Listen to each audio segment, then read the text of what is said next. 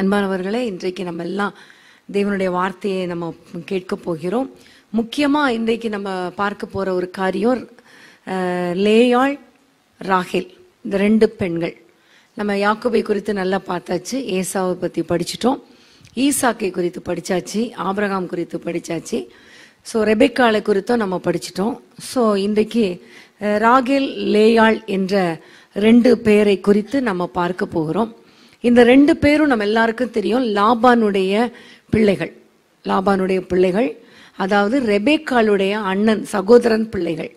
ரெபேக்காளுடைய சகோதரன் பிள்ளைகள். ஆண்டவருடைய கிருபையினால ரெபேக்காளை ஈசாக்குக்கு ஆண்டவர் கொடுத்தார். ஈசாக்குக்கு ரெண்டு பிள்ளைகள், ஏசா, யாக்கோபு. இந்த யாக்கோபை பார்த்து ரெபேக்காளும் ஈசாக்கும் சொல்லும் பொழுது, நீ இந்த இருக்கிற கானானி ஸ்திரீகளிடத்துல பெண் கொள்ளாமல் என்னுடைய சொந்த இடத்துக்கு போய், என்னுடைய சகோதரன் வீட்டுக்கு போய் நீ பெண் கொள்ள வேண்டும் என்று சொல்லி அனுப்பிவிட்ட பொழுது, யாக்கோபு புறப்பட்டு வந்தது நம்ம எல்லாம் படிச்சிட்டோம். யாக்கோபு புறப்பட்டு வந்து இந்த பெண்களை எப்படி திருமணம் செய்து கொண்டான் என்பதையெல்லாம் நம்ம போன கடந்த வாரங்களில் நம்ம கற்றுக்கொள்வதற்கு கர்த்தர் கிருபை கொடுத்தா. அது நம்ம எல்லாருக்கும் தெரிந்த சம்பவம் தான். இப்போ இந்த ராகேலை குறித்து, லேயாளை குறித்து சொல்லுகிற காரியம் பார்த்தீங்கன்னா, முதல்ல சொல்லப்பட்ட வசனம் ஆதியாகமம் 29ஆம் அதிகாரம் 17ஆம் வசனத்தை நம்ம எல்லாம் வாசிக்க கேட்போம். ஆதியாகமம் 29:17. லேயாளுடைய கண்கள் கூச்ச பார்வையா இருந்தது, ராகேலோ ரூபவதியும் பார்வைக்கு அழகானவளுமாய் இருந்தாள். ஃபர்ஸ்ட் இன்ட்ரோடக்ஷனே இப்படிதான் சொல்லப்பட்டு இருக்கிறது. ராகேல் ரொம்ப ரூபவதி, லேயாள் கூச்ச பார்வை உடையவளா இருந்தாள். அதனாலதான் யாக்கோபுக்கு அவளை பார்த்த உடனே, ராகேலை பார்த்த உடனே ரொம்ப பிடிச்சிருச்சு, லேயாளை பார்த்தா பிடிக்கல. ஸோ மனுஷனுடைய பார்வையில இந்த லேயாள் பிடிக்கத்தகாத ஒரு பெண். ஆனால் ராகேல் ரொம்ப சந்தோஷமாய் யாக்கோபால் ஏற்றுக்கொள்ளப்பட்ட ஒரு பெண். இந்த லேயாள் உடைய வாழ்க்கையில பார்க்கும் பொழுது, அவள் முதல்ல யாக்கோபை சந்திக்கல, ராகேல் தான் சந்தித்தாள், வீட்டுக்கு கூட்டிட்டு வந்தாள், எல்லாமே நடந்துச்சு. அப்புறம் அவங்க ரெண்டு பேரும் பிடித்தது. 7 வருஷங்கள் ரெண்டு பேரும் ஒன்றாக மாமா வீட்டில் அலைந்து கொண்டிருந்தாங்க, சுற்றி கொண்டிருந்தாங்க, சந்தோஷமாய் பேசி பழகி கொண்டிருந்தாங்க. இதெல்லாம் யார் பார்த்துருப்பா? லேயாள் பார்த்துருப்பா. லேயாள் எதுவுமே நினைச்சிருக்க மாட்டான். தங்கச்சி பார்க்குறாங்க, பேசுறாங்க, ஒரு பொறாமை பட்டிருக்க மாட்டா. யாக்கோபை நம்ம திருமணம் செஞ்சா நல்லா இருக்குமே அவள் நினைக்கல. ஆனா பாருங்க, சந்தர்ப்ப சூழ்நிலை காரணமாக அப்படின்னு கூட சொல்ல முடியாது, தன்னுடைய தகப்பனால அவள் வஞ்சிக்கப்பட்டாள். அவள் நினையாத ஒரு காரியம். திருமணம் நடக்கும்போது எல்லாரும் நினைச்சிருப்பாங்க சகோதரிக்கு தான் திருமணம் நடக்குதுன்னு சொல்லி. ஆனா கடைசியில் அந்த இரவுல பார்த்தா லேயாளை ஃபோர்ஸ் பண்ணி அவள் தகப்பனால வஞ்சிக்கப்பட்டு இந்த பெண் யாக்கோபுக்கு மனைவி ஆக்கப்பட்டாள். ஸோ தகப்பனால வஞ்சிக்கப்பட்ட பெண். யாக்கோபு திருமணம் பண்ணி அடுத்த நாள் காலையில கண்டிப்பா பார்த்த உடனே எவ்வளவு சந்தோஷமாவோ பேசி இருப்பான். உனக்கு தெரியாதா நாங்க ரெண்டு பேரும் எவ்வளவு பழகுறோம்னு சொல்லி, நீ எப்படி இங்க வரலாம் என்றெல்லாம் எவ்வளோ திட்டி இருப்பான், எவ்வளோ கஷ்டப்படுத்தி இருப்பான். ஸோ இவளுடைய வாழ்க்கையில பார்த்தா சொந்த தகப்பனால அற்பமாய் எண்ணப்பட்டாள், சொந்த கணவனால அற்பமாய் எண்ணப்பட்டாள். இந்த நேரத்துல ராகேல் எப்படி இருந்திருப்பா? ராகேல் அவளும் அற்பமாய் தான் எண்ணி இருப்பா இல்லையா? என் அப்பாவால தான் நீ இப்படி மாட்டி போச்சு, இல்லைன்னா என்னையே தான் திருமணம் பண்ணியிருப்பாரு, நான் வாழ வேண்டிய இடத்துல நீ இருக்கிற என்று அற்பமா எவ்வளோ சிறுமை பேசி இருப்பான். ஸோ இவளுடைய வாழ்க்கை பார்த்தாலே சிறுமைப்படுத்தப்பட்ட ஒரு பெண், அற்பமாய் எண்ணப்பட்ட ஒரு பெண், மனுஷர்களால புறக்கணிக்கப்பட்ட ஒரு பெண். அவளுக்கு கணவனுடைய அன்பு இல்லை, சகோதரியுடைய அன்பும் அது வரைக்கும் இருந்திருக்கும், ஆனா அதுக்கு மேல சகோதரியுடைய அன்பு அவளுக்கு இல்லை. தகப்பனால ஏமாற்றப்பட்டதுனால தகப்பன் மேல இவளுக்கு அன்பு கிடையாது. இப்படி இவளுடைய வாழ்க்கை முழுவதுமே ஒரு சோகத்திலேயே துவங்குறது, ரொம்ப கஷ்டத்துல வேதனையிலே வருகிறது. ஆனா ஒண்ணு பாருங்க, இவளை எல்லாரும் அற்பமாய் எண்ணுனாங்க, ஆனா ஆண்டவர் அற்பமாய் எண்ணவில்லை. ஆமேன். அதான் 29ஆம் அதிகாரம் 31ஆம் வசனத்தை வாசிக்க கேட்போம். லேயாள் அற்பமாய் எண்ணப்பட்டாள் என்று கர்த்தர் கண்டு அவள் கர்ப்பம் தரிக்கும்படி செய்தார். லேயாள் அற்பமாய் எண்ணப்பட்டாள் என்று மற்றவங்க எல்லாம் பார்க்கல, கர்த்தர் பார்த்தார். ஹல்லேலூயா. இப்ப இந்த பைபிள் ஸ்டடியில இருந்து நம்ம கற்றுக்கொள்கிற முக்கியமான காரியம் என்னன்னா, உலகத்துல நம்மளை எல்லாரும் அற்பமா பார்க்கலாம், ஆனா கர்த்தர் நம்மை அற்பமாய் பார்க்காத தேவன். ஆமென். நம்முடைய சிறுமையை பார்க்கிற தேவன். நம்முடைய அற்பமாய் எண்ணுகிற அந்த சூழ்நிலையில தான் கர்த்தர் அவளுக்கு ஒரு அற்புதத்தை செய்தார். அவள் கற்பம் தரிக்கும்படி கர்த்தர் கிருபை பாராட்டினார். கணவனுடைய அன்பு இல்ல, ஆனா கர்த்தர் அவள் கற்பம் தரிக்கும்படி கர்த்தர் கிருபை பாராட்டினார். ஆமென். அப்போ ஒரு ஆசீர்வாதம், மனுஷர்கள் நம்மை அற்பமா எண்ணும் பொழுதுதான் தேவனுடைய ஆசீர்வாதம் நமக்கு நேராக கடந்து வரும். ஹல்லேலூயா. அது மட்டும் இல்ல, ஆண்டவரால அற்பமா எண்ணப்படல அப்படின்னு நம்ம பார்த்தோம். அதே நேரத்துல லேயாளை கர்த்தர் அற்புதமாய் எண்ணினார். ஆமென். அற்பமாய் எண்ணல, மற்றவங்களால் அற்பமாய் எண்ணப்பட்டாள், ஆனால் ஆண்டவர் அவளை அற்புதமாய் பார்த்தார். ஏன்னா யூதா என்ற ஒரு பிள்ளையை கர்த்தர் கொடுத்து, யூதாவுடைய சந்ததியில தான் இயேசு கிறிஸ்து வந்தார். தன்னுடைய ஒரே பேரான குமாரனை அந்த சந்ததியில தான் கர்த்தர் அனுப்பினார். அப்ப ஆண்டவர் எப்பவுமே பெஸ்ட் தானே தெரிந்து கொள்வார் இல்லையா, ஆண்டவர் வர்றதுக்கு. சோ இந்த லேயாள் உலகத்தின் பார்வையில அற்பமா எண்ணப்பட்டவள், உலகத்தின் பார்வையில ஒன்றுக்கும் உதவாதவள். அழகாவது இருக்கா? அதுவும் இல்ல, எதுவுமே இல்ல. ஆனா ஆண்டவருடைய பார்வையில அவள் ஒரு அற்புத படைப்பு. ஆமென். ஹல்லேலூயா. அதனாலதான் அவளுடைய சந்ததியில ஆண்டவர் வருவதற்கு லேயாளை தெரிந்து கொண்டார். ராகேல் அவ்வளவு அழகானவள் தான், கணவனால நேசிக்கப்பட்டவள், தகப்பனால நேசிக்கப்பட்டவள். அவள் ரொம்ப நான் பார்க்குற இதெல்லாம் பார்த்தா ரொம்ப ஜாலியா ஆடி ஓடி ஆடுகளெல்லாம் மேய்ச்சி ரொம்ப ஸ்மார்ட் மாதிரி தான் தெரியுது இல்லையா. லேயாள் அந்த ஆடுகளெல்லாம் மேய்ச்சிட்டு வந்த மாதிரி தெரியல. ராகேல் தான் அவ்வளோ ஸ்மார்ட்டா எல்லாத்தையும் செஞ்சிட்டு இருந்தா. அதனால தகப்பனுக்கும் வேலை செய்யற பிள்ளைங்களை கண்டா ரொம்ப பிடிக்கும் இல்லையா. வேலையே செய்யாம வீட்டில் இருக்க பிள்ளைய விட நல்லா ஹெல்ப் பண்ற பிள்ளைங்களை தான் அப்பா அம்மாவுக்கு பிடிக்கும். ஸோ எல்லாரோடையும் நேசிக்கப்பட்டவள் தான். ஆனா ஆண்டவர் அவளை தெரிந்து கொள்ளல, அவளுடைய சந்ததியில தெரிந்து கொள்ளல. இந்த அற்பமாய் எண்ணப்பட்ட இந்த லேயாளுடைய சந்ததியில தான் இயேசு கிறிஸ்து வந்தார். ஹல்லேலூயா.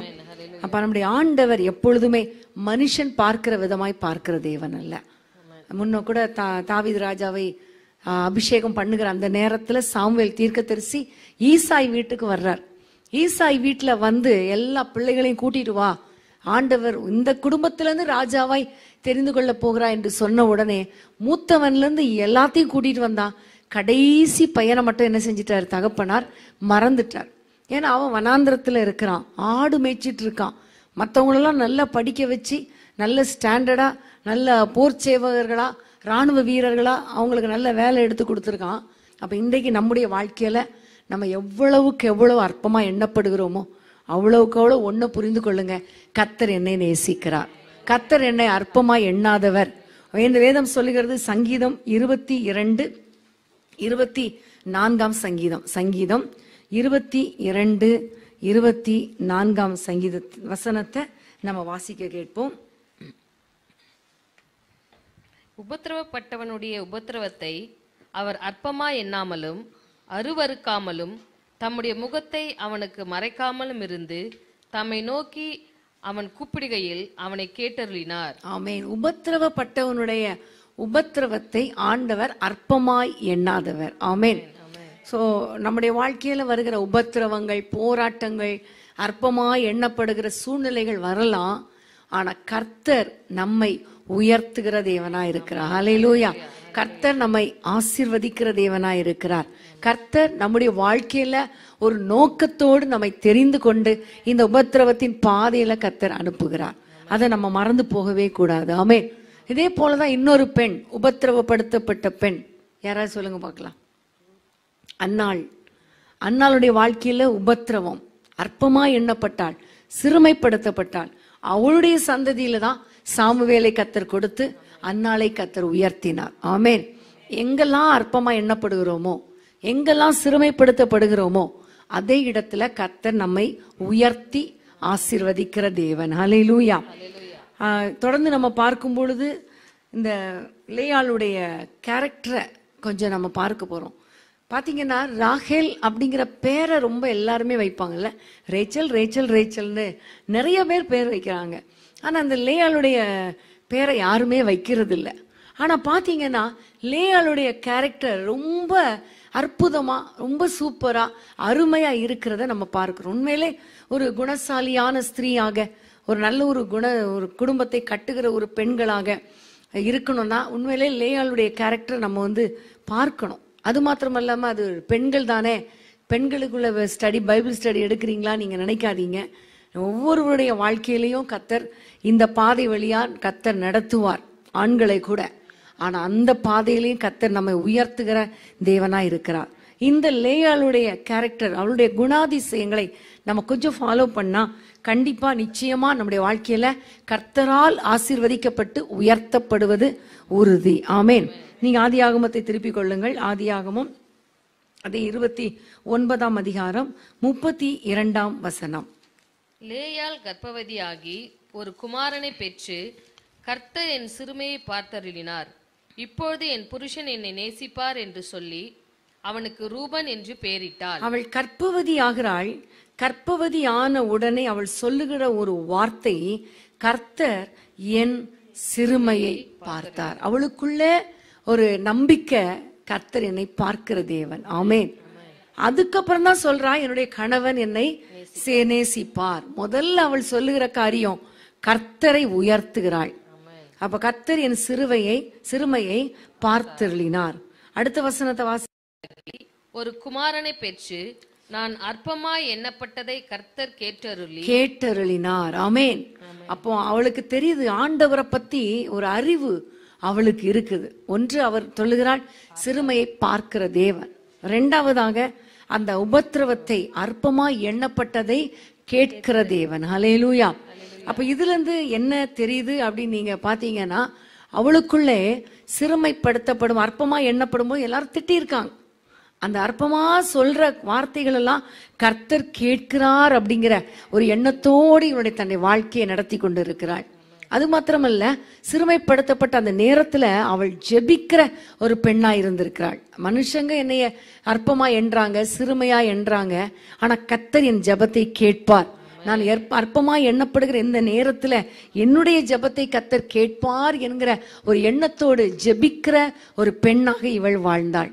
அதனால்தான் அவளால் தைரியமா சொல்ல முடியாது, கர்த்தர் என் சிறுமையை பார்த்தார், கர்த்தர் என்னுடைய ஜெபத்தை கேட்டார், கர்த்தர் நான் அற்பமா எண்ணப்பட்டதை கர்த்தர் கேட்டார் என்று சொல்லி தைரியமாய் அவள் சொல்ல முடிகிறது. ஹல்லேலூயா. அப்ப நம்முடைய வாழ்க்கையில அற்பமா எண்ணப்படும் பொழுது, சிறுமைப்படுத்தப்படும் பொழுது நம்ம ஆண்டவரை பிடித்து கொள்ள வேண்டும்.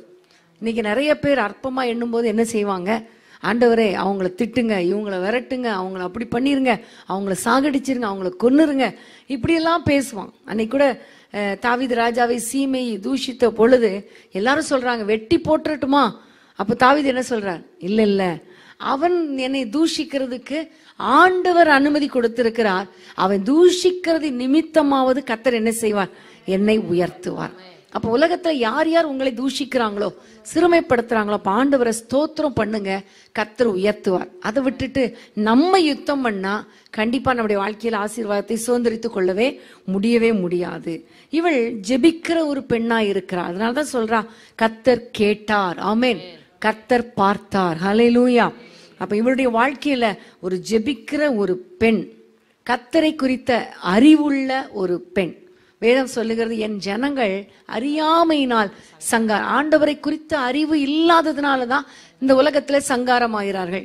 இவளுக்கு ஆண்டவரை குறித்த அறிவு இருந்ததுனாலதான் கர்த்தரை பிடித்து கொண்டாள் உபத்திரவத்துல. ஹல்லேலூயா. இன்னைக்கு நம்முடைய வாழ்க்கையில எவ்வளவு உபத்திரவம் இருந்தாலும் ஒன்றை புரிந்து கொள்ளணும், கர்த்தரை புரிந்து கொள்ளணும். கர்த்தர் எனக்கு அற்புதத்தை செய்வார். அப்படியே அமைதியா இருக்கக்கூடாது, அவரை பிடித்துக் கொள்வது மாத்திரமல்ல, அவரிடத்தில் ஜெபிக்க வேண்டும். ஆமென். அடுத்ததை நம்ம பார்க்கும்போது 34ஆம் வசனம். பின்னும் அவள் கர்ப்பவதியாகி ஒரு குமாரனை பெற்று என் புருஷனுக்கு 3 குமாரரை பெற்றபடியால் அவர் இப்பொழுது என்னோடு சேர்ந்திருப்பார் என்று சொல்லி இவளுக்குள்ளே ஒரு நம்பிக்கை இருந்தது. கர்த்தர் எனக்கு 3வது ஒரு குழந்தை கொடுத்ததுனால இனிமேல் என்னுடைய கணவர் என்னோடு கூட சேர்ந்திருப்பார் என்கிற ஒரு நம்பிக்கை உள்ள ஒரு பெண்ணாக இவள் காணப்பட்டாள். ஹல்லேலூயா. அப்போ இவளுக்குள்ளே ஒரு நல்ல நம்பிக்கை, ஆண்டவர் கண்டிப்பா இனிமையாவது என்னை ஆசீர்வதித்து இந்த பெண்ணோடு என்னுடைய கணவனோடு வாழ்ந்திருக்கும்படி செய்வார் என்னை ஆசீர்வதிப்பார், என்னுடைய குடும்ப வாழ்க்கையை உயர்த்துவார் அப்படிங்கிற ஒரு நம்பிக்கை அவளுக்குள் காணப்பட்டதை நம்ம பார்க்கிறோம். சரி, அடுத்ததாக 35ஆம் வசனம். மறுபடியும் அவள் கர்ப்பவதியாகி ஒரு குமாரனை பெற்று இப்பொழுது கர்த்தரை துதிப்பேன் என்று சொல்லி அவனுக்கு யூதா என்று பெயரிட்டாள். 4வது பிள்ளை பிறந்த உடனே அவளுக்குள்ளே ஒரு ரொம்ப சந்தோஷம். அவள் சொல்லுகிற காரியம், கர்த்தரை துதிப்பேன். ஆமென். கர்த்தரை துதிப்பேன். ஹல்லேலூயா. கர்த்தரை துதிக்கிற ஒரு பெண். ஆமென். அப்ப லேயாளுடைய வாழ்க்கையை பார்த்தீங்கன்னா, கர்த்தரை குறித்த அறிவு உள்ள பெண், கர்த்தரிடத்துல ஜெபிக்கிற ஒரு பெண், கர்த்தர் மேல் நம்பிக்கை வைக்கிற ஒரு பெண், கர்த்தரை துதிக்கிற ஒரு பெண். ஆமென். அப்போ நம்முடைய வாழ்க்கையில இந்த காரியங்கள் காணப்படுகிறதா? கர்த்தரை குறித்த அறிவு இருந்தா கண்டிப்பா ஜெபிப்போம், ஜெபித்தா கண்டிப்பா நம்புவோம், நம்புனோம் ஆகில் கண்டிப்பா கர்த்தரை துதிப்போம். கர்த்தர் எனக்கு அற்புதம் செய்வார் என்று துதிப்போம். ஹல்லேலூயா. அப்போ ஒவ்வொரு நாளும் நம்முடைய வாழ்க்கையில இப்படிப்பட்ட ஒரு கேரக்டர் இருக்கும் பொழுது கர்த்தர் நம்முடைய வாழ்க்கையில ஒரு பெரிய ஆசீர்வாதத்தை கர்த்தர் நிச்சயமாய் கொடுப்பார். உலகத்தின் பார்வையில நல்லா இல்லாட்டாலும் கர்த்தருடைய பார்வையில கர்த்தர் நம்மை உயர்த்தி ஆசீர்வதிக்கிற வல்லமை உடையவரா இருக்கிறார். ஆமென். அடுத்தது அவளுடைய வாழ்க்கையில பாத்தீங்கன்னா, பிள்ளைகளுக்கெல்லாம் ஒரு நல்ல பெயரிடுகிற ஒரு தாயா இருக்கிறத நம்ம பார்க்கிறோம். ஒவ்வொரு பிள்ளைகளுக்கும் அவள் பெயரிடும் பொழுது கர்த்தரை முன்வைத்து அவள் பெயரிடுகிறத நம்ம பார்க்கிறோம். ஹல்லேலூயா. அப்போ முதல்ல பார்க்கும்போது கர்த்தர் சிறுமையை பார்த்தார், என்னுடைய புருஷன் நேசிப்பான், ஒரு அர்த்தம் அவளுக்குள்ளே. அப்போ அடுத்தது அற்பமா எண்ணப்பட்டதை கர்த்தர் கேட்டார்.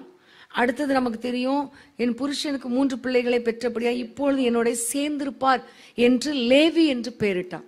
இந்த வசனத்துக்கு ஒவ்வொரு பெயருக்கும் ஒரு அர்த்தம் இருக்கு. அந்த அர்த்தமுள்ள பெயரை நம்ம பிள்ளைகளுக்கு வைக்கணும், அர்த்தம் இல்லாத பெயரை வைக்க கூடாது. பாருங்க, ஆபிரகாம் பார்த்து ஆண்டவர் சொல்லுகிறார், இனி உன்னுடைய பெயர் எப்படி மாறணும்? ஆபிரகாம். ஆபிராம் இல்ல, ஆபிரகாம். அந்த வார்த்தையை சொல்ல சொல்ல அந்த அவனுடைய வாழ்க்கையில ஒரு பெரிய ஜாதிகள் வந்துச்சு. சூழ்நிலை பார்த்தா முடியாது, ஆனா அற்புதம் நடந்துச்சு. சாராளுடைய வாழ்க்கையில் ஆண்டவர் சொல்ல, சாராய் என்று கூப்பிடாது, இனி சாராள் என்று கூப்பிடு, காரணம் அவள் திரளான ஜாதிகளுக்கு தாய். அதை சாராள் சாராள் என்று கூப்பிட கூப்பிட அப்படியே நடந்தது. இங்க பாருங்க, லேவி லேவி என்ற ஒரு பெயருக்கு சொல்லுற அந்த அர்த்தம் சொல்றா, என்னுடைய கணவன் என்னோடு கூட சேர்ந்திருப்பான் என்று அவள் சொல்லுகிறாள். இந்த லேவி தான் கடைசியில பாத்தீங்கன்னா தேவனுக்கும் மனுஷனுக்கும் நடுவாக நின்று 2 பேரையும் சேர்க்கிற ஒரு ஆசாரியனாய் இருந்தான். ஆமென். அப்ப நம்ம பெயர் வைக்கும் பொழுது ஒவ்வொரு காரியத்திலையும் ஒரு அர்த்தத்தோடு பெயர் வச்சா அந்த அர்த்தம் நம்முடைய வாழ்க்கையில குடும்பத்துல கண்டிப்பா நடக்கும். ஆமென். ஹல்லேலூயா. அப்ப துதிப்பேன் என்று யூதாவுக்கு பெயரிடுகிறாள். கர்த்தரை துதிக்கும் பொழுது அற்புதங்கள் நடக்கிறது. யோசபாத்துடைய வாழ்க்கையில கர்த்தரை துதித்த பொழுது சத்துருக்கள் ஓடிட்டாங்க. அதே மாதிரி கானானியரை எதிர்த்து யார் யுத்தம் பண்ண வேண்டும் என்று கேட்ட பொழுது ஆண்டவர் யூதாவை அனுப்புன்னு சொல்றார். அப்ப யூதா முதல்ல எழும்பும் பொழுது அங்க அற்புதம் நடந்தது. அப்போ ஒவ்வொரு பிள்ளைகளுடைய பெயருக்கும் ஆண்டவருக்கும் ஒரு சம்பந்தப்படுத்தி இவள் வைத்ததுனால சத்ருவின் கிரியைகள் அழிக்கப்பட்டது. நம்முடைய வாழ்க்கையில எந்த அளவுக்கு கர்த்தரை துதிக்கிறோமோ அந்த அளவுக்கு கர்த்தர் நம்முடைய எல்லையில வருகிற எல்லா சத்ருவின் கிரியைகளை அழித்து போடுவார். ஆமென். எந்த அளவுக்கு கர்த்தர் மேல நம்பிக்கை வைத்து கர்த்தர் எனக்கு அற்புதம் செய்வார்னு சொல்றோமோ அந்த அளவுக்கு ஆண்டவர் நம்முடைய வாழ்க்கையில அதிசயங்களை செய்ய அவர் வல்லவராய் இருக்கிறார். ஹல்லேலூயா. அப்போ லேயாளுடைய வாழ்க்கையில நம்ம பார்த்தோம்னா, முதல்ல உங்களுக்கு சொன்னேன், அவள் கர்த்தரை குறித்த அறிவு அவளுக்கு இருந்துச்சு, ஜெபிக்கிற ஒரு பெண்ணாய் இருந்தாள், நம்பிக்கை உடைய ஒரு பெண்ணாய் இருந்தாள், துதிக்கிற ஒரு பெண்ணாய் இருந்தாள். அடுத்தது பிள்ளைகளுக்கு ஒரு அர்த்தத்தோடு பெயரிட்ட ஒரு பெண்ணாய் இருந்தாள். அப்ப பெயர் எப்படியோ அப்படிதான் மனுஷன் இருப்பான் வேதம் சொல்லுங்க. நாபாலை குறித்து இந்த வார்த்தை சொல்லப்பட்டு எழுதி வைத்துக்கோங்க. 1 சாமுவேல் 25:25 அவன் பெயர் எப்படியோ அப்படியே அவன் இருப்பான். நாபால் என்றால் அவன் ஒரு மோசமான துஷ்ட மனுஷன் என்று சொல்லப்போ, இஸ்மவேல் என்றால் அவன் துஷ்ட மனுஷன் என்றெல்லாம் சொல்லப்பட்டு இருக்கிறது இல்லையா? அப்போ பெயர் எப்படியோ அப்படிதான் பெயர். இவள் ஒவ்வொரு பிள்ளைகளுக்கும் அழகா பெயரிட்டாள். கர்த்தரை துதிப்பேன் ஏராளமாகிறது என்று சொல்லி காத் என்று பெயரிட்டாள். நீங்க வீட்டுல போய் கண்டிப்பா வாசிக்க வேண்டிய முக்கியமான காரியம், ஒவ்வொரு பெயருக்கும் என்னென்ன அர்த்தம். சும்மா வேதத்துல அர்த்தம் இல்லாமல் எதையுமே ஆண்டவர் எழுதி வைக்கல. சோ ஒவ்வொரு காரியம். ஆனா கடைசியில பாத்தீங்கன்னா அந்த தன்னுடைய பெண் பிள்ளைக்கு மட்டும் அவள் சரியான ஒரு அர்த்தத்தோடு பெயர் வைக்கல, சும்மா தீனாள் என்று பெயரிட்டாள் என்று சொல்லப்பட்டிருக்கிறது. ஸோ நான் ரொம்ப யோசித்து பார்த்தேன், தீனாள் என்று சொல்லப்பட்டதுனாலேயோ என்னவோ தெரியலையே, ஒரு கர்த்தர் என் பிள்ளை ஆசீர்வதிப்பார் என்று சொல்லி பெயர் வச்சிருந்தா ஒருவேளை அவளுடைய வாழ்க்கை ஆசீர்வாதமா இருந்திருக்கணும். இன்னைக்கு அவளுடைய வாழ்க்கையே ரொம்ப மோசமா போனதை நம்ம பார்க்கிறோம். ஆனா இன்றைக்கு நான் அதை வாசிக்கும் பொழுது ரொம்ப மனசுக்கு ரொம்ப கஷ்டமா இருந்த ஒரு முக்கியமான ஒரு காரியம் என்னன்னு பார்த்தீங்கன்னா, அந்த தீனாள் அவள் வாழ்க்கையில அவள் தேசத்து பெண்களை பார்க்க போகிறேன் என்று அவள் போன பொழுது அவளுக்கு ஒரு கேடு நேர்ந்ததை நம்ம பார்த்தோம். அப்போ இன்றைக்கு தான் நாகரிகம் அதிகமான நாட்கள்ல தான் பெண்களுக்கு பாதுகாப்பு இல்லை அப்படி நம்ம இன்னைக்கு நினைக்கிறோம். ஆனா அந்த நாட்கள்லயே பெண்களுக்கு ஒரு பாதுகாப்பு இல்லாத ஒரு சூழ்நிலை இருந்திருக்கு. ஸோ இன்னைக்கு நம்ம அதிகமாக நம்ம ஜெபிக்க வேண்டிய காரியம், பெண்களுக்கு ஆண்டவர் ஒரு பாதுகாப்பை கொடுக்கணும். பெண் பிள்ளைகளுக்கு நம்ம அடிக்கடி பார்த்தீங்கன்னா வருகிற காரியம்லாம் நிறைய பெண் பிள்ளைகள் ரொம்ப கஷ்டப்படுத்தப்படுறாங்க. சொந்த குடும்பத்தினரால, ஸ்கூல்ல டீச்சர்ஸால, அப்புறம் போற வழியில சின்ன குழந்தைகள், பெரியவர்கள் எல்லாம் சொல்றாங்களா, எல்லாரும் 6 வயசுலேருந்து 60 வயசு வரைக்கும் உள்ள பெண்கள் கூட ரொம்ப கஷ்டப்படுத்தப்படுறாங்க.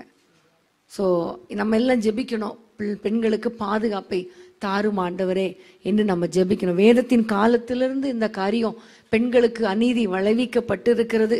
நமக்கு தெரியும், தாமார் அவளுக்கு ஒரு அநீதி விளைவிக்கப்பட்டது, தாவீதுடைய மகளுக்கு. இப்படி சந்ததி சந்ததியாய் பெண்களுக்கு அநீதி விளைவிக்கப்பட்டு கொண்டு இருக்கிற அந்த நேரத்துல நம்ம அதிகமா பெண்களுக்காக ஜெபிக்க வேண்டும். ஆமென். நம்ம என் தேசம் தேவனை அறியும் புத்தகத்துல ஒரு பெண்களுக்காகன்னு ஒரு டாபிக் நான் கொடுத்துருக்கிறேன், ஜெபிக்கும்படி. அதை ஒவ்வொரு நாளும் நீங்க ஜெபிக்கும் பொழுது கண்டிப்பா கர்த்தர் பெரிய காரியங்களை கர்த்தர் செய்வார். ஹல்லேலூயா. அப்போ நம்ம மற்ற பிள்ளைங்களுக்காக ஜெபித்தான் நம்முடைய பிள்ளைகளை கர்த்தர் பாதுகாப்பார். ஆமென். சிலர் நம்ம பிள்ளைங்களுக்கு மட்டும் ஜெபம் பண்ணுவாங்க. ஆண்டவர் முதல்ல இருந்து கற்றுக் கொடுத்த காரியம், மற்றவர்களுக்காக ஜெபித்தா நம்ம பிள்ளைகளை கர்த்தர் பாதுகாத்துக் கொள்வார். ஹல்லேலூயா, ஹல்லேலூயா. அப்போ பெயர் ரொம்ப ரொம்ப மிக மிக முக்கியம். நோவா கூட பெயரிடும் பொழுது, லாமேக்கு நோவாக்கு பெயரிடும் பொழுது கர்த்தர் சபித்த இந்த பூமியில என்னுடைய எல்லா கைகளின் பிரயாசத்துல என்னுடைய பிள்ளை என்னை தேற்றுவான், என்னை ஆதரிப்பான் என்று சொல்லி பெயரிட கர்த்தர் கிருபை கொடுத்தார். ஹல்லேலூயா, ஹல்லேலூயா. அப்போ ஒவ்வொரு நாளும் இந்த பிள்ளைகளுக்கு பெயரிடும் பொழுது அல்லது பிள்ளைகளுக்காக ஜெபிக்கிற காரியத்துல கர்த்தரை நம்ம முன் நிறுத்துவது மிக மிக முக்கியமான ஒரு காரியம். ஆமேன். அப்போ ராகேலுடைய வாழ்க்கையில, லேயாளுடைய வாழ்க்கையில ரொம்ப அருமையான ஒரு பின்னணியில அவள் வளர்ந்து வருகிறத நம்ம பார்க்கிறோம். அதே போல ராகேலும் லேயாளையும் குறித்து பார்க்கும் பொழுது ஆதியாகமம் 31ஆம் அதிகாரம் குறித்து வைத்துக் கொள்ளுங்க. 15-16 வசனத்துல யாக்கோபு சொல்லுகிறான், இவ்வளோ நாள் இங்க இருந்துட்டேன், தகப்பனுக்கு அடிமையா இருந்துட்டேன், நல்ல வேலை செஞ்சேன், 2 பெண்கள் 2 பிள்ளைகளை எங்களுக்கு கொடுத்தாரு, பிள்ளைகள் பிறந்துச்சு, சம்பளம் கிடைச்சது, நான் நிறைய வேலை செஞ்சு ஆடு மாடுகளை மேய்ச்சேன். இப்போ அவன் சரியா இல்லை, ஆனால் என்னுடைய பிதாக்களின் தேசத்துக்கு நான் திரும்பி போகணும் என்று ஆண்டவர் சொல்லுகிறார் என்று சொன்ன உடனே இந்த ராகேலும் லேயாளும் கணவனோடு ஒத்துழைத்து, சொல்லலை நான் இங்கே தான் இருப்போன்னு சொல்லலை, சரி நம்ம போகலாம் என்று சொல்லி கணவனுக்கு கீழ்ப்படுகிற ஒரு அனுபவத்தை நம்ம இதுல பார்க்கிறோம். கணவன் சொன்ன உடனே 2 பேருமே கீழ்ப்படிந்து அவங்க அந்த இடத்தை விட்டு புறப்பட்டு தன்னுடைய இடத்துக்கு போனதை, நம் பிதாக்களின் இடத்துக்கு போனதை நம்ம பார்க்கிறோம். ஸோ ஒவ்வொரு நாளும் நம்முடைய வாழ்க்கையில ஒரு புத்தியுள்ள ஒரு ஸ்திரீ என்று சொல்லும் பொழுது கணவனுக்கு நம்ம கீழ்ப்படிந்து நடக்கிறதுல தான் நம்முடைய குடும்ப வாழ்க்கையின் ஆசீர்வாதமே இருக்கிறது. ஹல்லேலூயா. இப்போ இந்த ராகேலுடைய கேரக்டர்ஸ் அப்படின்னு பார்த்தீங்கன்னா, ராகேலுடைய கேரக்டர்ஸ்னு நல்ல குணங்கள் அப்படின்னு சொல்றதை காட்டிலும் கெட்ட குணங்கள் தான் நிறைய இருக்கு. அதை கொஞ்சம் நம்ம பார்த்துடலாம். முதல்ல பார்த்தோம்னா, அவள் தன்னுடைய சகோதரியை அற்பமாய் எண்ணினாள். அற்பமாய் எண்ணினா, பைபிள்ல அற்பமாய் எண்ணினாள்னு அவள் எழுதப்படாவிட்டாலும் நமக்கு தெரியும் இல்லையா, அவள் அற்பமாய் எண்ணதுனால தான் ஆண்டவர் இவளுடைய கற்பத்தை திறந்தால் அவளுடைய கற்பத்தை கர்த்தர் அடைத்து வைத்தார்.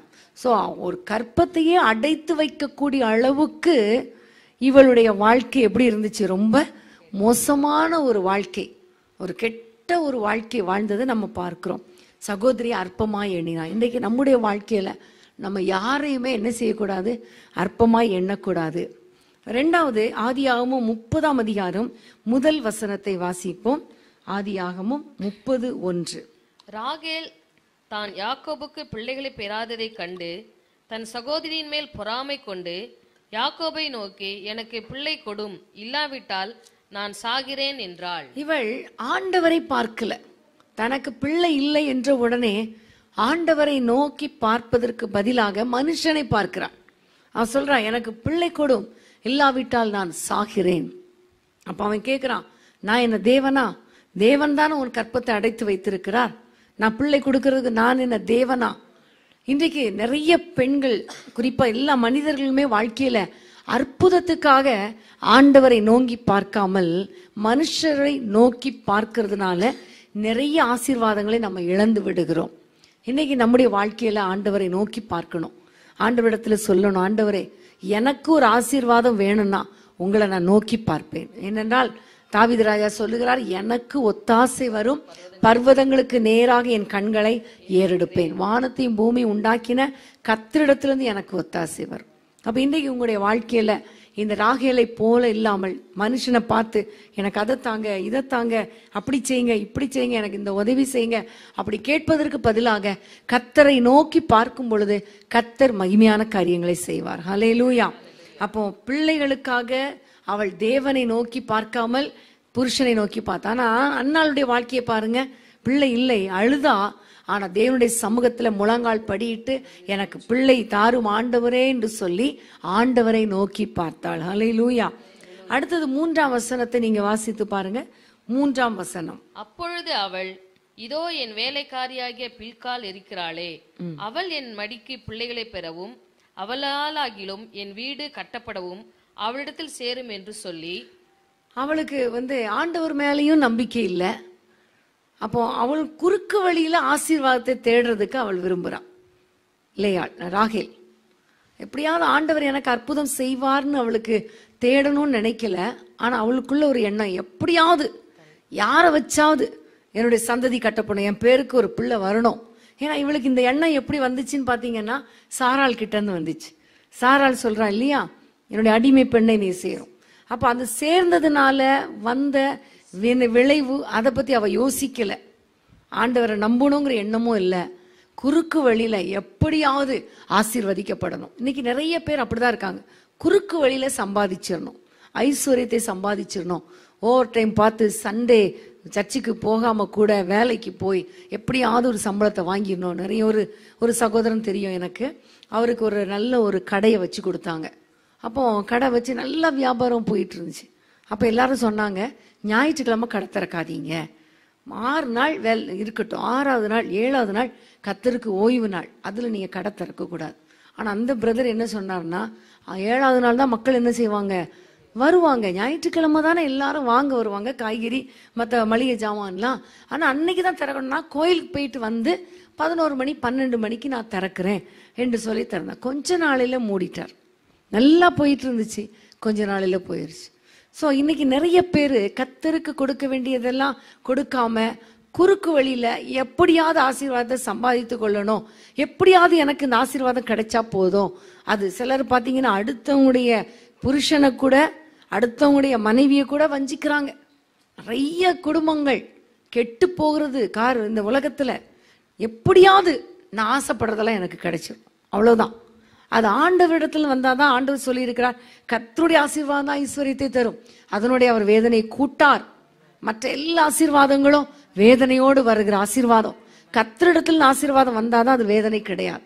சோ இவளுடைய வாழ்க்கையில எப்படியாவது குறுக்கு வழியில ஆசீர்வாதத்தை சுதந்திரித்துக் கொள்ள வேண்டும் என்கிற ஒரு விதத்துல அவள் யோசனை போகிறது. இன்னைக்கு நம்முடைய வாழ்க்கையில எந்த காரியமா இருந்தாலும் குறுக்கு வழியில வர்ற ஆசீர்வாதம் நமக்கு வேண்டாம். நேரான வழியில கர்த்தருடைய ஆசீர்வாதம் வந்தா போதும். ஆமென். அப்படி குறுக்கு வழியில வர்ற ஆசீர்வாதம் தேவையே கிடையாது. லஞ்சம் வாங்கி ஊழல் ஏழை மக்களை அடிச்சு வாங்குற அந்த சம்பாத்தியத்தினால என்ன பிரயோஜனம்? சந்ததிக்கு தான் சாபம். ஸோ இன்னைக்கு நம்ம ஆண்டவருடைய சமூகத்துல தேவையில்லாத எந்த காரியங்களும் நாங்கள் ஈடுபடக்கூடாது என்கிறதுல ரொம்ப கேர்ஃபுல்லா நம்ம இருக்க வேண்டும். அடுத்தது அவள் பேரிடும்போது கூட அவளுக்கு அந்த வேலைக்காரி மூலமா பிள்ளை பிறக்குது. ஆனா கூட அவள் எப்படி பேரிடுகிறாள் அப்படி நீங்க பாத்தீங்கன்னா 8ஆம் வசனத்தை வாசிங்க. 8ஆம் வசனம். அப்பொழுது ராகேல், நான் மகா போராட்டமாய் என் சகோதரியோட போராடி மேற்கொண்டேன் என்று சொல்லி அவனுக்கு நப்தலி என்று பெயரிட்டார். இதுல என்ன போராட்டம் இல்லையா? இதுல என்ன போராட்டம்? அவள் அமைதியா இருக்கிறாள். அவளை ஆண்டவர் ஆசீர்வதித்து பிள்ளைகளை கொடுக்கிறார். இவ தான் போராடுறா. இவ தான் தவறான எண்ணங்களோடு இருக்கிறா. கடைசியில பெரிய தனக்கே பிள்ளை வந்த மாதிரி அவள் நான் போராடி மேற்கொண்டேன் என்று சொல்லி பெயரிடுகிறாள். அப்ப பெயர் வைக்கும் போதும் அவளுக்கு ஒரு சரியா இல்லை. அதுக்கு முந்தின வசனத்துல கூட 6ஆம் வசனத்துல கூட பார்க்கும் பொழுது, அப்பொழுது ராகேல், தேவன் என் வழக்கை தீர்த்து என் சத்தத்தையும் கேட்டு எனக்கு ஒரு குமாரனை கொடுத்தார் என்று சொல்லி அவனுக்கு தான் என்று பெயரிட்டார். அதுலயும் பாத்தீங்கன்னா வழக்கை தீர்த்து, தேவன் என் வழக்கை தீர்த்து என் சத்தத்தை கேட்டு எனக்கு ஒரு குமாரனை கொடுத்தான்னு சொல்ல. வழக்கே கிடையாது. ஆனா இவன் ஆண்டவரை இழுக்கிறான். தேவையில்லாம ஆண்டவரை இழுத்து. இன்னைக்கு நிறைய பேர் அப்படிதான் இல்லையா? ஒரு பிரச்சனை இருக்காது, ஆண்டவரே அவங்கள தண்டியும், அவங்கள பாருங்க, பண்றதெல்லாம் நம்ம தப்பு பண்றது, ஆனா சொல்றது ஆண்டவரே அவங்கள நீங்க எப்படியாவது தண்டிச்சிருங்க. நம்ம ஒழுங்கா இருந்தா எல்லாமே ஒழுங்கா இருக்கும். நம்ம பண்றது மிஸ்டேக்கு, ஆனா பேசுறது பழியெல்லாம் போடுறது என்னது? ஆண்டவரே அவங்கள தண்டிங்க. இவன் அப்படிதான் பண்றான். அவனுடைய வாழ்க்கையில ஒரு நியாயமே இல்லை. ஆனா நியாயம் போல தன்னுடைய காரியங்களை அவள் நியாயப்படுத்துகிறாள். ஸோ இன்றைக்கு நம்ம அப்படிப்பட்ட ஒரு கேரக்டர்லாம் நமக்கு வேண்டாம். கர்த்தர் எல்லாவற்றையும் பார்த்து கொள்வார். ஆனா நம்ம ஒழுங்கா வாழணும். நம்முடைய வாழ்க்கையில் நம்ம ஒழுங்கா கர்த்தருடைய பார்வைக்கு நீதிமானாய் வாழணும் என்கிற ஒரு எண்ணத்தோடு கூட நம்முடைய வாழ்க்கையில வாழ வேண்டும். அப்புறம் கடைசியில தான் பார்த்தா அவளிடத்துல ஒரு நல்ல குணம் கடைசியில தான் வந்துச்சு. அவள் 22ஆம் வசனம். தேவன் ராகேலை நினைத்தருளினார், அவளுக்கு தேவன் செவி கொடுத்து அவள் கற்பம் தரிக்கும்படி செய்தார். அப்போ கடைசியில தான் என்ன செய்ய ஆரம்பிக்கிறா? கர்த்தரை நோக்கி ஜெபிக்க ஆரம்பிக்கிறாள். இப்பதான் எல்லாரும் பிள்ளைகள் பிறந்துருச்சு, எல்லாம் நின்றுச்சு, அவ்வளவுதான். இன்னும் எனக்கு பிள்ளைகள் இல்லையே, எத்தனை வருடமாய் பிள்ளை பாக்கியத்துக்கு காத்துட்டு இருக்கேன் என்று சொல்லி அதுக்கு பிறகுதான் குறுக்கு வழியெல்லாம் விட்டுட்டு மனுஷனை தேடுறதெல்லாம் விட்டுட்டு கடைசியில தான் கர்த்தரை தேடினாள். கர்த்தரை தேடின பொழுது உடனே கர்த்தர் செவி கொடுத்தார். இன்னைக்கு நம்ம கூட வாழ்க்கையில பாத்தீங்கன்னா ஃபர்ஸ்ட் நம்ம என்ன நினைப்போம்னா, இவ்வளோ 1000 ரூபாய் பணம் தேவை. முதல்ல என்ன செய்யலாம்? பேங்க்ல இருக்கான்னு பார்ப்போம். 2வது யார்கிட்ட வாங்கலான்னு பார்ப்போம். 3வது எப்படியாவது வட்டிக்கு வாங்கிடலாமான்னு பார்ப்போம். ஒன்னத்துக்கும் வழி இல்லைன்னா தான் ஆண்டவரே. அதே மாதிரிதான் சின்ன தலைவலி, முதல்ல ஒரு வியாதி வந்துருச்சுன்னா ஃபர்ஸ்ட் டாக்டரை பார்ப்போம், டாக்டர் ட்ரீட்மெண்ட் எடுப்போம். அதுக்கும் சரியா கேட்கலன்னா அவரே சொல்லுவார், உங்க தெய்வத்தை வேண்டிக்கோங்கம்பார். அப்போதான் ஆண்டவரையே நோக்கி பார்க்கிறது. ஒரு பிரச்சனை வந்துச்சுன்னா முதல்ல ஆண்டவரை பார்க்கறது கிடையாது. எல்லா பிரச்சனைகளையும் செட்ரைட் பண்ணிட்டு என்ன பண்ணலாம், அவங்களுக்கு கமெண்ட் கொடுக்கறது, இங்க கொடுக்கறது, அங்க கொடுக்க, நீ அதை செய் இதை செய் எல்லாத்தையும் பண்ணிட்டு கடைசியில ஒண்ணுமே வழி இல்லைன்னு வருமே, அப்பதான் ஆண்டவரை நோக்கி பார்க்கிறது. இவளும் அதே கேரக்டர் தான். ஆனா இன்றைக்கு அப்படி இல்லை. ஆண்டவரை நம்ம முதலாவது தேட வேண்டும். ஆண்டவர் சொல்லுகிறார், முதலாவது தேவனுடைய ராஜ்யத்தையும் அவருடைய நீதியும் தேடுங்கள், அப்பொழுது இவைகள் எல்லாம் உங்களுக்கு கூட கொடுக்கப்படும். ஆமேன். கண்டிப்பா லேயாள் அவருடைய வாழ்க்கையில முதல்ல ஆண்டவரே தான் நினைச்சிட்டு இருந்திருப்பா இல்லையா? தகப்பனால சந்தோஷம் இல்லை, கணவனால சந்தோஷம் இல்லை, சகோதரியால சந்தோஷம் இல்லை. அப்ப அவளுக்கு இருக்கிற ஒரே நம்பிக்கை தேவன் தான். ஆமேன். அந்த தேவன் கூட இவன் யாக்கோபு மூலமா தான் அவள் அறிஞ்சிருப்பான். ஸோ அறிந்த உடனே அவள் ஆண்டவரை நோக்கி பார்த்ததுனால அவளுக்கு உடனே எல்லா ஆசீர்வாதங்களும் கிடைச்சது. இவ கடைசியில ஆண்டவரை நோக்கி பார்த்தாள். நம்முடைய ஆண்டவர் கடைசியில நோக்கி பார்த்தா கூட செவி கொடுக்கிற தேவன். ஆமேன். அவர் ஜெபத்தை கேட்கிறவர், ஜெபத்தை கேட்கிறவர், ஜெபத்துக்கு பதில் கொடுக்கிறவர். ஹல்லேலூயா. உங்களுடைய வாழ்க்கையில நீங்க கடைசி கட்டத்தில் ஆண்டவரை நோக்கி பார்த்தா கூட கர்த்தர் உங்களுக்கு ஒரு அற்புதத்தை செய்ய அவர் வல்லவராயிருக்கிறார். ஆமேன். உங்களுக்கென்று வைத்த ஆசீர்வாதத்தை யாருமே என்ன செய்ய முடியாது, தடுக்க முடியாது, தட்டிட்டு பறிச்சுட்டு போகவும் முடியாது. ஆகவே அதை புரிந்து கொண்டு ஆண்டவரே எனக்கு அற்புதம் செய்யும் என்று ஜெபிக்கும் பொழுது கர்த்தர் ஒரு அற்புதத்தை செய்வார். அப்போ ஜெப ஆவி அவளுக்குள்ள வந்துச்சு. அப்பதான் அவளுக்கு ஒரு அடுத்த வசனத்தை வாசிங்க. 23. அவள் கர்ப்பவதியாகி ஒரு குமாரனை பெற்று தேவன் என் நிந்தையை நீக்கிவிட்டார் என்றும் இன்னும் ஒரு குமாரனை கர்த்தர் எனக்கு தருவார் என்றும் சொல்லி அவனுக்கு யோசேப்பு என்று பெயரிட்டாள். இப்பதான் அவளுக்குள்ள ஒரு விசுவாசமே வந்துருச்சு, எனக்கு இன்னொரு பிள்ளையை தருவார். ஆமேன். சோ விசுவாசம் கடைசியில ஜெபம் கேட்கப்பட்ட உடனே அவளுக்குள்ளே விசுவாசம் பெருகிருச்சு. ஆமேன். இன்னைக்கு நிறைய சந்தர்ப்பங்களை நம்முடைய வாழ்க்கையிலையும் அப்படிதான், ஜெபத்துக்கு பதில் வராத வரைக்கும் நமக்கு விசுவாசம் இருக்கவே இருக்காது. அப்ப ஆண்டவர் ஒரு அற்புதம் செஞ்சு ஜெபத்துக்கு பதில் கொடுத்த உடனே தான் நம்முடைய விசுவாசம் பெருகுகிறது. தவறு கிடையாது. ஆனா ஆண்டவர் சொல்லுகிறார், கண்டு விசுவாசிக்கிறவனிலும் காணாமல் விசுவாசிக்கிறவன் பாக்கியவான். அப்ப நம்முடைய வாழ்க்கையில ஆண்டவர் அற்புதம் செய்தாலும் செய்யாவிட்டாலும் கர்த்தரை நான் விசுவாசிப்பேன். ஆமேன். கர்த்தர் என் ஜெபத்துக்கு பதில் கொடுப்பார். அவர் பதில் கொடுக்காவிட்டாலும் நான் அவரை விட்டு விட மாட்டேன்.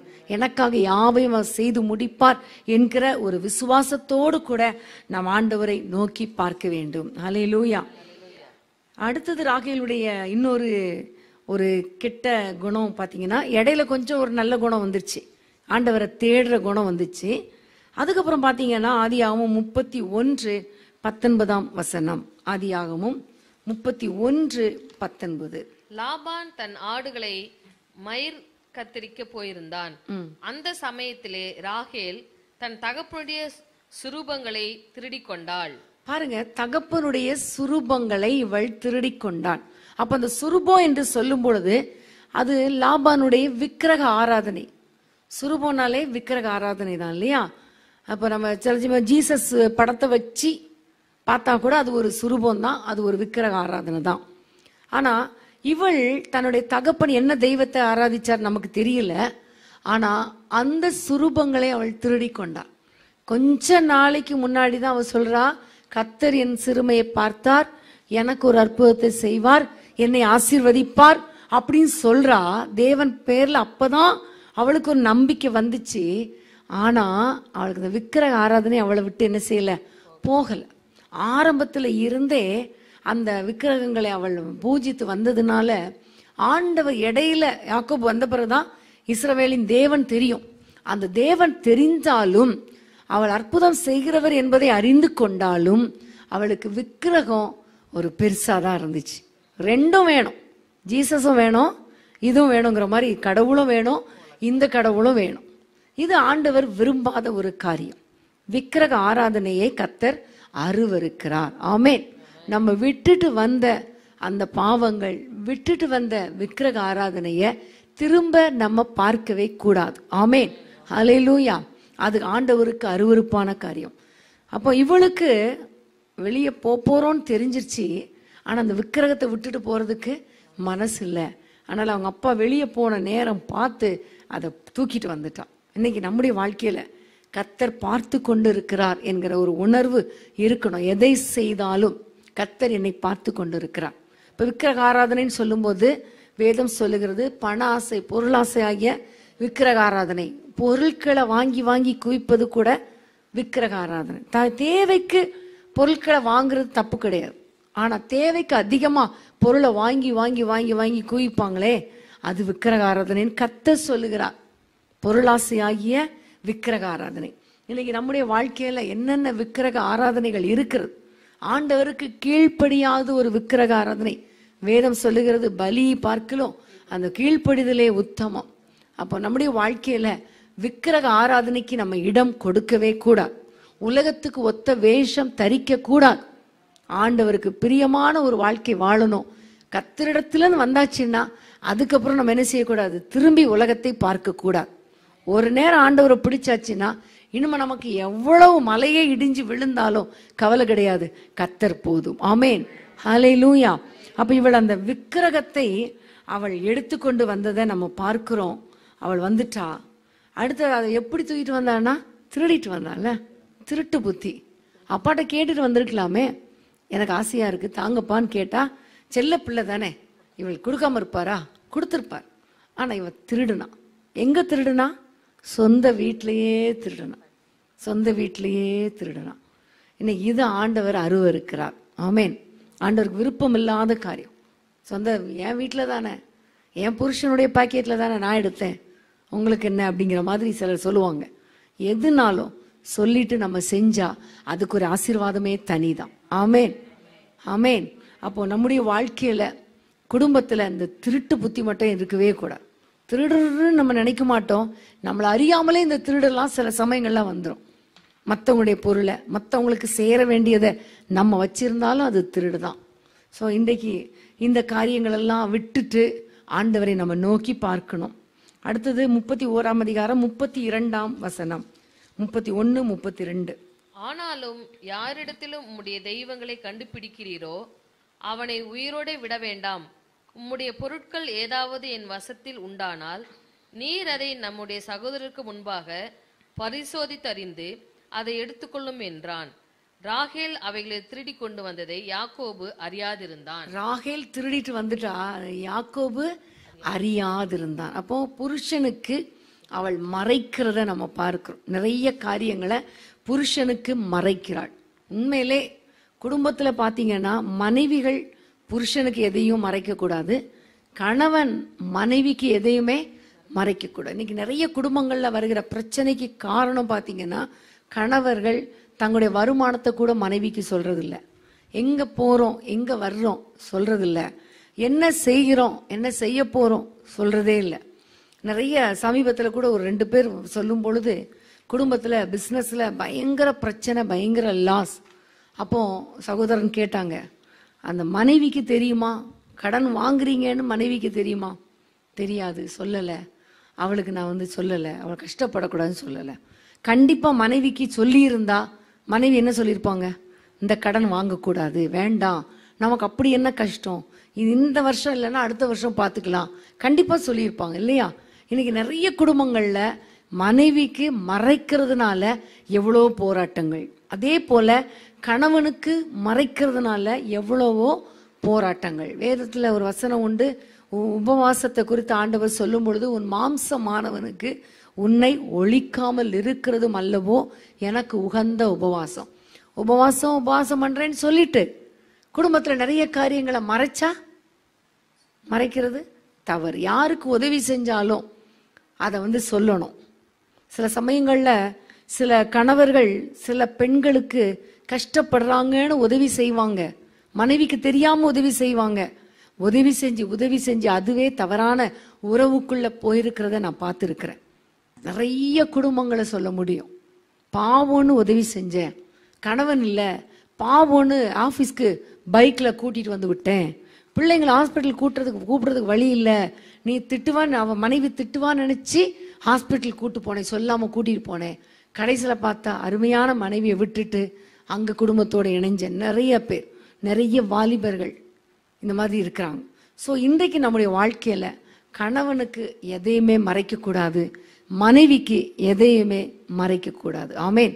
அப்பதான் அவனுடைய குடும்ப வாழ்க்கை ஆசீர்வாதமாக இருக்கும். ஆமேன். இவள் மறைச்சிட்டா. ஆனா பாருங்க, நான் ஏற்கனவே சொன்ன யாக்கோபு பத்தி சொல்லும் பொழுது, யாக்கோபு தன் மனைவியை நம்புனான். நேசிச்ச ஒரு மனைவி, அவன் சொல்றான், யாரிடத்தில் காணப்படுகிறதோ அவர்களை கொன்று போடுங்க, உயிரோட விட வேண்டாம் அப்படின்னு தைரியமா சொல்றானா. அவனுக்கு என்ன எண்ணம்? லேயால்கிட்ட இருந்தா கூட பரவாயில்ல, ஒருவேளை லேயால் தான் தூக்கி வச்சிருப்பாளோ, ஓகே போனா போட்டோம். பில்கால் தூக்கி இருப்பாளா, அடுத்த வேலைக்காரி தூக்கி வச்சிருப்பாளா, தூக்கி வைக்கட்டும் பரவாயில்ல, போனா போட்டோம். இல்லைன்னா வேலைக்காரங்க தூக்கிட்டு வந்திருப்பாங்களா, பரவாயில்ல. ஆனா அவளுக்கு தெரியும், அவன் நினைச்சான், ஏன் ராகேல் தூக்க மாட்டா, எனக்கு ராகேல் வேணும், ராகேல் இல்லாம இவனால என்ன செய்ய முடியாது, வாழ முடியாது. அதனால அவன் சொல்றான், யார்கிட்ட கிடைச்சாலும் நீங்க வெட்டி போடுங்க.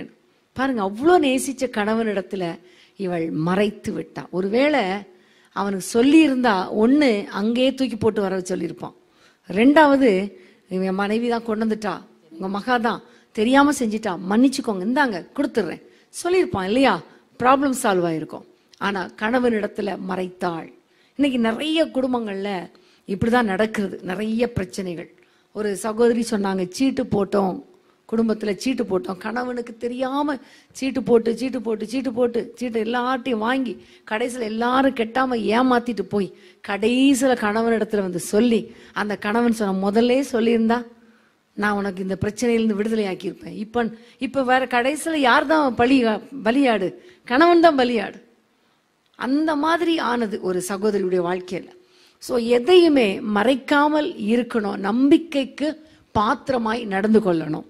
குணசாலியான ஸ்திரீயை குறித்து சொல்லப்பட்டு இருக்கிறது, அவள் புருஷனுடைய இருதயம் அவளை நம்பும். அப்ப நம்ம நம்பிக்கைக்கு உரியவர்களாய் இருக்கிறோமா? நம்பிக்கைக்குரியவர்களாய் இருக்கிறோமா? கணவன் எங்க போயிருக்கிறார்னா மனைவிக்கு தெரியும்.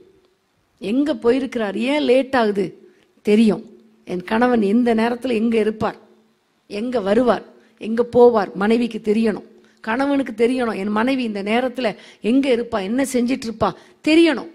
ஸோ அந்த அளவுக்கு ஒரு நம்பிக்கைக்கு பாத்திரமாய் நடக்கணும். பாவம் இந்த யாக்கோபு எவ்வளோ நம்பினாலும் அந்த நம்பிக்கைக்கு துரோகம் இந்த பெண் பண்ணிட்டா. அடுத்தது பாத்தீங்கன்னா 34ஆம் வசனம் 35. ராகேல் அந்த சுரூபங்களை எடுத்து ஒட்டக சேனத்தின் கீழ் வைத்து அதன் மேல் உட்கார்ந்திருந்தாள். லாபான் கூடாரம் எங்கும் தடவி பார்த்தும் அவைகளை கண்டுபிடிக்கவில்லை.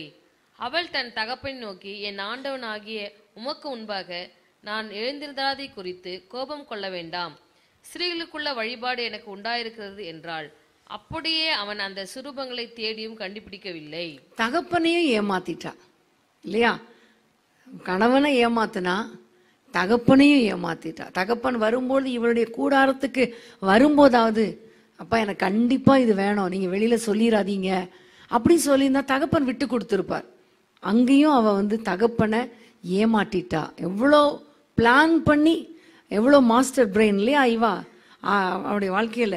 அப்படி ஒரு பொய் சொல்லி தகப்பனை ஏமாற்றினான். பொய், திருட்டு, ஏமாற்று எல்லாமே இவா கிட்ட காணப்பட்டது. நம்ம ராகேல் அப்படின்னா ரொம்ப நல்ல ஒரு பெண் அப்படின்னு நினைக்கிறோம். ஆனால் பார்த்தா தான் தெரியுது இவளுடைய வாழ்க்கையில் இவ்வளோ காரியம். அது மாதிரி தான் மனுஷங்க நம்மளை பார்க்கும்போது இவங்க ரொம்ப நல்லவங்கன்னு சொல்லிட்டு உள்ள கெட்ட குணங்கள் இருந்துடக்கூடாது. சரியா? அப்போ நம்ம வெளியே எப்படி இருக்கிறோமோ அப்படியே உள்ளே இருக்கிற அளவுக்கு ஆண்டவரே எனக்கு கிருபை தாங்கப்பா. தேவையில்லாத திருட்டு, ஏமாற்று, பொய், குற்றம் கண்டுபிடிக்கிற ஆவி, இதெல்லாம் நமக்கு எல்லாத்தையும் இருக்குது. பெருமை எல்லாமே இருக்குது, பொறாமை எல்லாமே இருக்கு. ஆண்டவரே இதெல்லாம் நீங்கள் எடுத்து போடுங்க, தயவு செஞ்சு எடுத்து போடுங்க, எடுத்து போடுங்க, எடுத்து போடுங்க என்று சொல்லணும். அது கூட பார்த்தீங்கன்னா பொறாமை இவளுக்கு இருக்கு. தன்னுடைய பிள்ளை பெறாததை கண்டு பொறாமை கொண்டாள் சகோதரி. அதை நான் சொல்ல மறந்துட்டேன். சகோதரி மேல பொறாமை கொள்ளுகிறாள். ஸோ நிறைய காரியங்கள், பொய் சொல்ற காரியம். இப்போ இவள் ஒத்துக்கொள்ளாததுனால, ஏமாற்றுனதுனால இவளுடைய ஆசீர்வாதங்களையே இவள் இழந்துட்டா.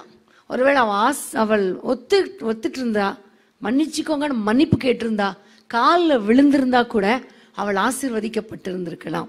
ஆனால் அவள் ஆசீர்வாதங்களை விரும்பியும் சுதந்திரித்துக் கொள்ள முடியவில்லை. அதை தான் நம்ம தொடர்ந்து நம்ம பார்க்க போறோம்.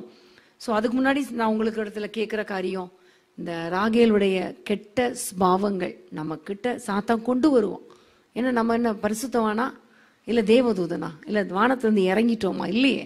ஸோ மனுஷங்க தான் இந்த மாதிரி எண்ணங்கள் வரும் பொழுது இப்போ ஏன் கற்றுக்கொள்கிறோன்னா, அப்போ ஞாபகப்படுத்துவார் ஆண்டவர். பொய் சொல்லும்போது ஏன் பொய் சொல்கிறோம், அப்போ திருடணும்னு நினைக்கும் போது திருடணும்னு பொருளை திருட மாட்டோம், ஏதோ ஒரு காரியத்தை நம்ம மறைச்சு வைக்கும் பொழுது ஆண்டவர் நமக்கு கற்றுக் கொடுப்பார். இதெல்லாம் வேண்டாம் அப்படி நம்ம கற்றுக் கொடுப்பார். அதுக்கு தான் இந்த பைபிள் ஸ்டடி. நம்முடைய வாழ்க்கை நற்குணசாலிகளாய் மாறுவதற்கு பெரோயா பட்டணத்தார் வசனம் இப்படி இருக்கிறதா என்று ஆராய்ந்து பார்த்ததுனால தெசலோனிக்கே பட்டணத்தை விட நற்குணசாலிகளாய் மாறினார்கள். அப்ப நம்முடைய வாழ்க்கை நற்குணசாலிகளாய் மாறுவதற்கு தான் இந்த பைபிள் ஸ்டடி. இதுல மற்றவங்களை பார்த்து நம்ம கற்றுக்கொள்ளணும், மற்றவங்களை பார்த்து விட வேண்டியதை விடணும், சேர்க்க வேண்டியதை சேர்த்து கொள்ளணும். ஆமேன். அப்ப என்னுடைய வாழ்க்கையில நிறைய காரியங்களை நம்ம விடும்படி கர்த்தர் நமக்கு இன்றைக்கு கிருபை கொடுப்பார். ஆமேன். எப்பவுமே நம்ம என்ன தப்பு பண்ணிட்டோமோ மனுஷன் கையில விழுறதை விட ஆண்டவர் கையில விழுந்துடணும். ஆமேன். நீங்க அந்த ரங்கத்துல முழங்கால் போட்டு என்னை மன்னிங்க ஆண்டவரேன்னு கேட்டுருங்களேன், கர்த்தர் மன்னிச்சிருவார். ஆமேன். கர்த்தர் கிருபை உள்ளவர். அவர் நம்மை மன்னிப்பதற்கு தயை பெருத்தவரா இருக்கிறார். ஆண்டவர் சொல்லுங்க, பாவங்களை மறைக்கிறவன் வாழ்வடைய மாட்டான். வாழ்வே கிடையாது. பாவங்களை மறைச்சா வாழ்வே கிடையாது. அறிக்கை செய்து விட்டு விடுகிறவனோ இரக்கம் பெறுவான். ஆமேன். ஹல்லேலூயா. அப்ப ஆண்டவர் நம்மளை கேவலப்படுத்த மாட்டார், வெட்கப்படுத்த மாட்டார். அவரை நோக்கி பார்த்தால் பிரகாசிக்கும்படி தான் கர்த்தர் செய்வார். நம்முடைய முகத்தை வெட்கப்பட விட மாட்டார். அந்தரங்கத்துல தப்பு பண்ணியிருந்தா கூட அவரை நோக்கி பார்த்துட்டா கர்த்தர் நம்ம வெளியரங்கமா நம்மளை வெட்கப்பட விடவே மாட்டார். ஆமேன், ஹல்லேலூயா. ஆனா அதை விட்டுட்டு அது யாரும் பார்க்கல, அதாவது அவள் தின்று தன் வாயை துடைத்து, பைபிள்ல நீதிமொழிகள் இருக்கு இல்லையா, ஒருத்தரும் பார்க்கல அப்படின்னு சொல்றா. ஆனா அவளுக்கு அழிவு காத்திருக்கிறது, பாதாளம் அவளுக்காக வாய் திறந்திருக்கிறது என்று வேதம் சொல்லுகிறது.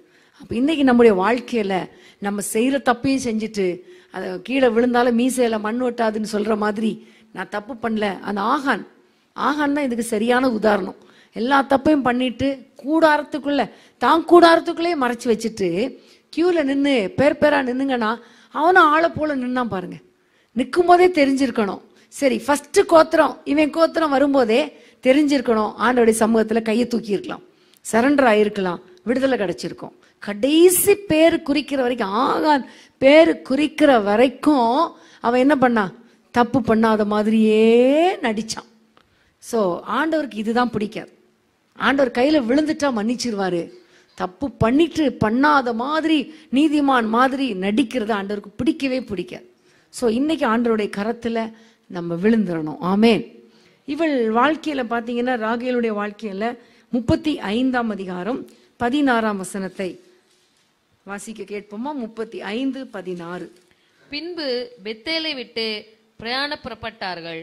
எப்பாப்ராத்தாவுக்கு வர இன்னும் கொஞ்சம் தூரமா இருக்கும்போது ராகேல் பிள்ளை பெற்றாள். பிரசவத்தில் அவளுக்கு கடும் வேதனை உண்டாயிற்று. பிரசவிக்கும் போது அவளுக்கு கடும் வேதனையா இருக்கையில் மருத்துவச்சி அவளை பார்த்து, பயப்படாதே, இந்த முறையும் புத்திரனை பெறுவாய் என்றாள். 19ஆம் வசனம். ராகேல் மரித்து பெத்லெகேம் என்னும் எப்ராத்தா ஊருக்கு போகிற வழியிலே அடக்கம் பண்ணப்பட்டாள். எப்பிராத்தா என்கிற ஒரு ஊர், அதுதான் பெத்லெகேம். அந்த பெத்லெகேமுக்கு போகிற வழியில இந்த ராகேல் மரித்து போனாள். கொஞ்சம் முன்னாடி தான் அவங்க புறப்பட்டு அங்கிருந்து வர்றாங்க. இவளுக்கு ஒரு குழந்தை, ஒருவேளை அந்த நேரத்தில் லாபான் வர்ற நேரத்தில் வயிற்றுல குழந்தை இருந்திருக்கலாம். நான் காலகட்டத்தை பார்த்தா அப்படிதான் தெரியுது. ஸோ குழந்தைய கர்த்தர் கொடுத்தாரு. ஆனா பாருங்க, பிரசவத்துல மரித்து போனாள். அப்படின்னா என்ன அர்த்தம்? ஆசீர்வாதத்தை கொடுக்கிறாரு, அனுபவிக்க முடியல. அவ்வளவுதான். பிள்ளைய வளர்க்க முடியல, தாயாகிற பாக்கியம் கிடைக்குது, ஆனா அனுபவிக்க முடியல இல்லையா? அப்ப என்ன பிரயோஜனம்? காரணம் என்ன? அவள் செய்த பாவங்கள், அவள் செய்த தவறுகள். அதை மன்னிப்பு கேட்டிருந்தா அவள் வாழ்ந்திருப்பாள். இன்னைக்கு பாருங்க, பிள்ளை பிறந்துச்சு, வழியில அதுவும் ரொம்ப ரொம்ப கஷ்டமான காரியம். வழியில் அடக்கம் பண்ணப்பட்டாள். வழியில் அப்படின்னா என்ன அர்த்தம்னா, இவங்க எல்லாம் தன்னுடைய தகப்பனுடைய வீட்டுக்கு போகும் பொழுது இவளுக்கு அந்த மக்பேலா குகையில தான் எல்லாரையும் அடக்கம் பண்றாங்க. லேயாள் கூட அங்கதான் அடக்கம் பண்ணப்பட்டாள் முற்பிதாக்களோடு. ஆனா இவளுக்கு அந்த பாக்கியம் கிடைக்கல. வழியில ஒரு அனாதை போல அவள் மரித்து போனால். அவளுடைய கல்லறை அங்க இருக்குது, அந்த பெத்லெகேம்ல இருக்குது. அன்பான தேவனுடைய பிள்ளைகளே, ஆண்டவருடைய பிரியமாய் நம்முடைய பாவங்களை அறிக்கை செஞ்சிட்டா கர்த்தர் நம்மளை ஆசீர்வதித்து உயர்த்திடுவார். ஆனா அறிக்கை செய்யாவிட்டால் பாவத்துக்குரிய தண்டனை வந்துடும். ஆனா இப்போ ஆண்டவருடைய கிருபையின் காலத்துல இருக்கிறதுனால இன்னும் டைம் இருக்கு. ஆண்டவரிடத்துல கெஞ்சுறதுக்கு நமக்கு டைம் இருக்குது. ஆமேன். ஆண்டவரிடத்துல மன்னிப்பு கேட்பறதுக்கு டைம் இருக்கு. மன்னிங்க ஆண்டவரேன்னு கேட்கலாம் இல்லையா? அந்த நாட்கள்ல தான் ஆண்டவர் உடனே தண்டனை கொடுத்துருவாரு. ஆனா இப்ப ஆண்டவர் நீடிய பொறுமை உள்ளவரா இருக்கிறார். எல்லாரும் ரட்சிக்கப்படணும் என்பதற்காக நீடிய பொறுமையோடு இருக்கிறார். அந்த நீடிய பொறுமையே, அந்த கிருபையே தவறா நம்ம என்ன செஞ்சிடக்கூடாது, பயன்படுத்திடக்கூடாது. அப்ப ஆண்டவரை பார்த்து, என்னை மன்னி ஆண்டவரே, உமக்கு பிரியமானபடி வாழணும், எனக்கு வாழ்வு தாங்க என்று கேட்கும் பொழுது கர்த்தர் ஆச்சரியமாய் நடத்துவார். அப்ப அவள் மரித்து போனாள். அந்த குழந்தை பிறந்துச்சு, அந்த குழந்தையுடைய ஆசீர்வாதத்தை சுதந்திரிக்க முடியல. இன்னைக்கு பாத்தீங்கன்னா நிறைய பேருக்கு அப்படிதான், தவறான விதத்துல நிறைய சம்பாதிச்சிருவாங்க. பார்த்திருக்கீங்களா? நிறைய குடும்பங்கள்ல.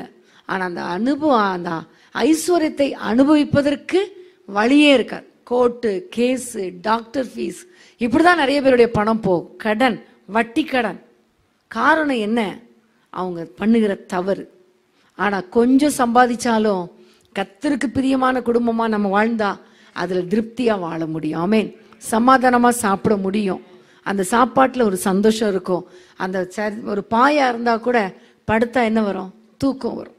எவ்வளோ பெரிய பெட்டு, இப்போல்லாம் சொல்கிறாங்க பெட்டு மெத்த மட்டும் 35 ரூபாயா 40 ரூபாயாம், 40,000 ரூபாயாம். ஸோ அவ்வளோ பெரிய பெட்டு 1,00,000 ரூபாயே கொடுத்து வாங்கி போட்டு தூக்கம் வரலன்னா என்ன பிரயோஜனம் இல்லையா? ஸோ இன்றைக்கு நம்முடைய வாழ்க்கையில் ஆண்டவருடைய கரத்தில் ஒப்பு கொடுத்து என்னை நீங்கள் பாருங்க ஆண்டவரே என்று அர்ப்பணிக்கும் பொழுது கர்த்தர் நம்மை ஆசீர்வதிக்க வல்லவராக இருக்கிறார்.